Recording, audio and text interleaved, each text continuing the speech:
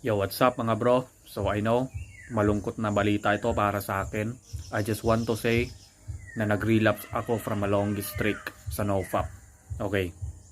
Once na nag-relapse ako sa NoFap journey ko, grateful pa din ako dahil nakaabot ako ng longest streak. Siguro hindi ko na alam yon kung ilang streak na yon. Siguro mga nakaabot ako ng 20 plus o 30. Mga 20 hanggang 30 plus day streak sa NoFap journey ko. So ano ba yung dahilan o trigger na bakit ako nag-relapse ngayon sa NoFap? Unang dahilan is social media. Ang pangalawa is nag-iisa. Common na ito sa akin. Itong dalawang rason o dalawang trigger na sinabi ko is common na ito para sa akin. Social media ang una. Hindi ko ma-uninstall yung social media ko dahil ginagamit ko ito sa negosyo at family communication. Pangalawa ay palaging nag-iisa. Okay, palaging nag-iisa.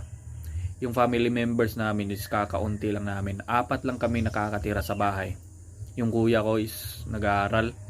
Yung tatay ko naman is pumupunta sa city dahil mayroong binili. Ako yung naiwan sa bahay. Yung mama ko is nagtatrabaho ng malayo. So yan yung dahilan na bakit ako palaging nag-iisa.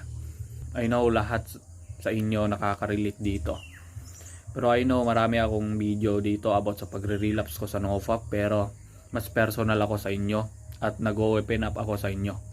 Hindi ako sumuko na gusto ko akong mag-open up para sa sarili nyo na ako is isa akong tunay na tao na I'm being honest to myself about sa pagre-relapse ko sa NoFap. Yung relapse ko sa NoFap is hindi ko mainly na tinatago ko yon. Tinitel ko sa inyo, sinishare ko sa inyo about yung pagre-relapse ko sa NoFap. Kasi yung pagre-relapse dito, itong relapse ito is medyo merong kayabangan to. Siguro karma na naman ito. I know lahat tayo is hindi tayo makakaiwas na makakagawa tayo ng kasalanan. Dahil tayo sa mundo, pinapanganak tayo na hindi perpekto. Siguro paulit-ulit ko na itong sinasabi sa inyo. I know itong relapse ito is grateful pa din ako. Tapos walang side effects na nangyari sa akin.